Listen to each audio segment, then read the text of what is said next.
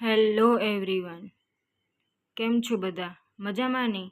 સ્વાગત છે તમારા બધાનું મારા મસ્ત મજાના વ્લોગમાં. આજે આપણે જો સવારે કુકર મૂકી દીધું છે, ચોળીનું શાક બનાવવાનું છે, સૂકી અને રોટલી. કથન પણ જો સવારે વહેલો ઉઠી ગયો છે, મારા જોડે જ બેસી ગયો છે. જુઓ મારા જોડે સવારે વહેલો ઉઠી જાય છે કથન. અને આજે સવારે હીરવાને લંચ બોક્સમાં તળેલી વેફર લઈ જવી હતી, એટલે જુઓ પછી મેં વેફર તળી દીધી અને હીરવાને લંચ બોક્સમાં ભરી દીધી. પછી એને એપલ આપ્યું, ખજૂર અને બટેકાની વેફર. એટલે આપણે હીરવાનું પછી લંચ બોક્સ પેક કરી દીધું. હીરવાનું લંચ બોક્સ રેડી થઈ ગયું છે. હવે એની બેગમાં મૂકી દઈશું આપણે. અને જુઓ બાજુમાં આપણે રોટલી પણ કરી દીધી હતી સવારે વહેલા જ. એટલે આ લંચ બોક્સ હવે આપણે હીરવાની બેગમાં મૂકી દઈશું. બેગ પેક કરી દીધી છે આપણે હીરવાની. અને જુઓ હવે હીરવાનો પરોઠો રેડી કરી દીધો છે, પરોઠો અને દૂધ. એટલે હીરવા હવે નાસ્તો કરી લેશે, દૂધ અને પરોઠો. ચલો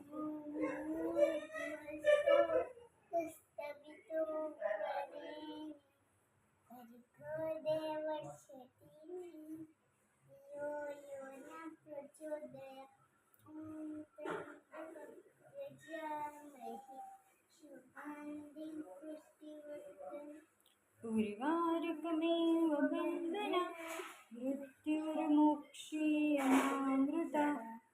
શ્રી કૃષ્ણ વાસુદેવાય હરિએ તન્માત્મન પ્રાપ્તા કેશનાશાય ગોવિંદાય નમો નમઃ. યા દેવી સર્વભૂતેષુ વિદ્યારૂપેણ સંસ્થિતા.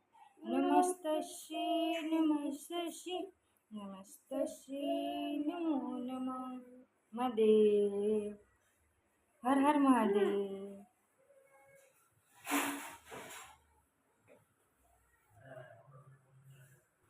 ફાઇનલી હવે હીરવાની સ્કૂલ બસ આવી ગઈ છે. હવે હીરવાની સ્કૂલે જવાનો ટાઈમ થઈ ગયો છે. હીરવા સ્કૂલે જતી રહી છે.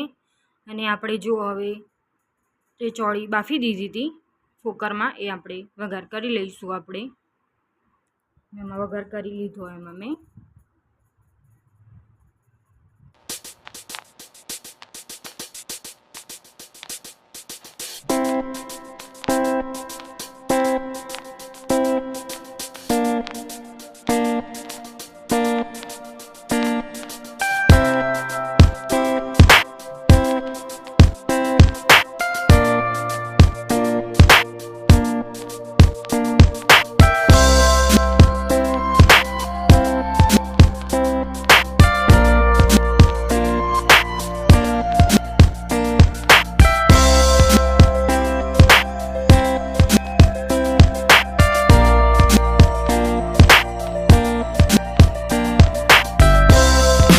જુઓ શાકમાં આપણે હવે ચોળી ગ્રેવીમાં નાખી દીધી છે. હવે ગરમ મસાલો નાખીને મિક્સ કરીને એને થોડીક વાર રહેવા દઈશું. એટલે હમણાં આપણું શાક રેડી થઈ જશે. મિક્સ કરીને એને રહેવા દઈશું આપણે હમણાં. એટલે સરસ શાક રેડી થઈ જશે આપણું હમણાં. અને જુઓ મેં સાઈડમાં ચા પણ રેડી કરી દીધી હતી. જુઓ કથન પણ સવારે વહેલો ઉઠી જાય મારા જોડે. જુઓ બહાર જાય છે જોવા માટે કથન, નીચે જોવે છે કથન. અને જુઓ ફાઇનલી હવે નીરજનું ટિફિન રેડી કરી દીધું છે મેં. અને આપણે હવે ટિફિન પેક કરીને બેગમાં મૂકી દઈશું. આપણે હવે ટિફિન જુઓ મેં રેડી કરી દીધું છે. અને જુઓ ફાઇનલી હવે નીરજ ઓફિસ જતા રહ્યા છે. અને જુઓ કથન સવારે વહેલો ઉઠે એટલે સૂઈ ગયો છે. અને પછી જો આપણે રસોડું પણ ક્લીન કરી દીધું છે, વાસણ ધોઈ દીધા. અને આપણે દૂધ પણ ગરમ કરીને રાખી દીધું હતું.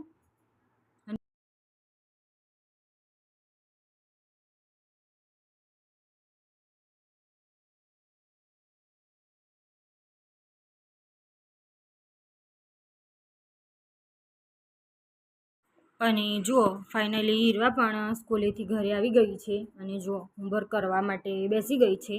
હીરવા સ્કૂલેથી આવે એટલે તરત જ સીધું હોમવર્ક કરવા માટે બેસી જાય છે. એને જો હોમવર્ક સ્ટાર્ટ કરી દીધું છે કરવાનું. 7 લખવાનું છે એને આજે લખવાનું સ્ટાર્ટ કરી દીધું છે એને. આ ક્લાસ વર્કની બુક છે. સ્કૂલે એને જે કરાવ્યું હોય એ બુક ઘરે આવે એ બુક છે એની. અને હીરવાબેન જુઓ હોમવર્ક કરવાનું સ્ટાર્ટ કરી દીધું છે અને કથન જુઓ એના સામું જોવે છે, ઊભો છે કથન ત્યાં. અને જો 1 વાગવા આવ્યો છે હવે. અને જો આપણી બપોરે જમવાનું રેડી થઈ ગયું છે. ચોળીનું શાક અને રોટલી.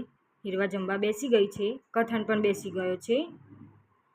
મોટું પતલું ટીવી ચાલુ છે. ટીવી જોતા જોતા હીરવા જમવા બેસી ગઈ છે. સાંજે વાગી ગયા હતા 7. કથનને અને હીરવાને લઈને હું સામે મંદિરે રમવા લઈ ગઈ હતી.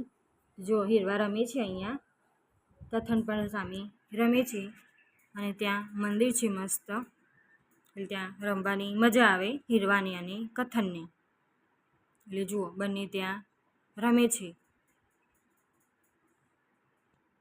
અને જુઓ આરતીનો ટાઈમ થઈ ગયો હતો એટલે હીરવા અને કથન બંને જાય છે આરતીમાં.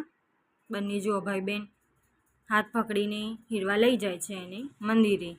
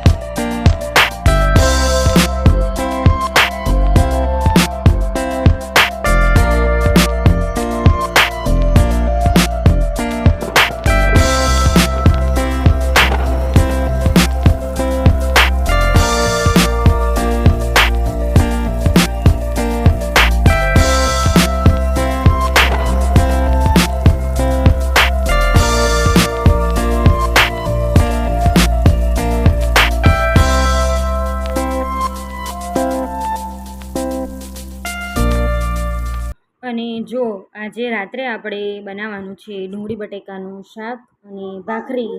તો જો મેં વઘાર ચાલુ કરી દીધો છે. રાઈ જીરું નાખીને હિંગ નાખીને બટેકા નાખી અને મિક્સ કરી નાખીશું આપણે. એટલે આપણું શાક હમણાં રેડી થઈ જશે. મરચું, હળદર, ધાણા જીરું નાખીને મિક્સ કરીને થવા દઈશું આપણે. એટલે હમણાં આપણું શાક રેડી થઈ જશે. અને ફાઇનલી જુઓ મેં ભાખરી પણ કરી લીધી છે. ભાખરી પણ હવે જુઓ રાતના વાગી ગયા હતા 9. તો જો હીરવા હોમવર્ક કરવા માટે બેસી ગઈ છે. અને આ સાથે હું મારા વિડીયોનો એન્ડ કરું છું. મારા વિડીયોને લાઈક કરજો, શેર કરજો અને મારી ચેનલને સબસ્ક્રાઈબ કરજો.